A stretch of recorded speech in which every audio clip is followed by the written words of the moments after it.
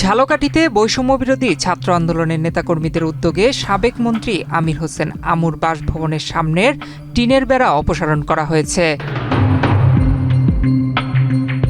৬ মে বুধবার দুপুরে শহরের রোল্যান্স রোড এলাকায় অবস্থিত আমির হোসেন আমুর বাসভবনের সামনে এই ঘটনা ঘটে। প্রত্যক্ষদর্শীরা জানান, আন্দোলনের নেতাকর্মীরা সেখানে গিয়ে বাড়ির মূল গেটের সামনে লাগানো টিনের বেড়া খুলে ফেলেন। পরে অপসারিত টিনগুলো স্থানীয় দুস্থ ও অসহায় মানুষের মাঝে বিতরণ করা হয়। স্থানীয় সূত্রে জানা যায়, ২০২৪ সালের ৫ আগস্ট ছাত্র জনতার আন্দোলনের সময় ওই বাসভবনে ভাঙচুর ও অগ্নিসংযোগের ঘটনা ঘটে।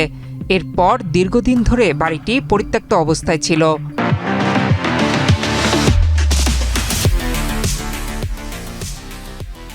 সম্প্রতি গত বৃহস্পতিবার কে বা কারা বাড়ির সামনের গেটে টিনের বেড়া স্থাপন করে তা জানা নেই।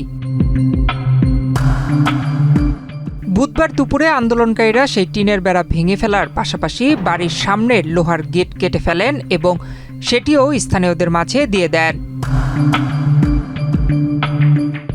এ ঘটনাকে ঘিরে এলাকায় মিশ্র প্রতিক্রিয়া দেখা গেছে। তবে এ বিষয়ে সংশ্লিষ্ট প্রশাসনের পক্ষ থেকে এখনো কোনো আনুষ্ঠানিক বক্তব্য পাওয়া যায়নি।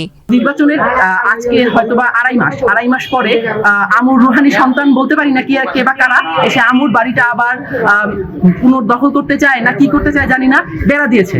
আমরা বৈষম্য ছাত্র আন্দোলনের যারা আছি তারা বলতে চাই যে ফ্যাসিস্টের শেষ নিদর্শনটুকু আমরা এ জমিনে রাখবো, কারণ আগামীতে যদি কোনো ফ্যাসিস্ট হয়ে উঠতে চায় কেউ, সে এই নিদর্শনগুলো দেখে ভাববে যে এই বাংলাদেশে আর ফ্যাসিস্ট হওয়ার কোনো সুযোগ নাই। আমরা চেষ্টা এখানে একটা পাবলিক টয়লেট বানাইতে, কিন্তু সেটা আমরা পারি না। এই জন্য আমরা ময়লার স্তূপ ওখানে থাকবে, এই পাশে আমাদের প্লেগ্রাউন্ড থাকবে, যাতে এই বাড়ি কেউ দখলও করতে না পারে, যাতে এই বাড়িটা কেউ অপব্যবহার করতে না পারে।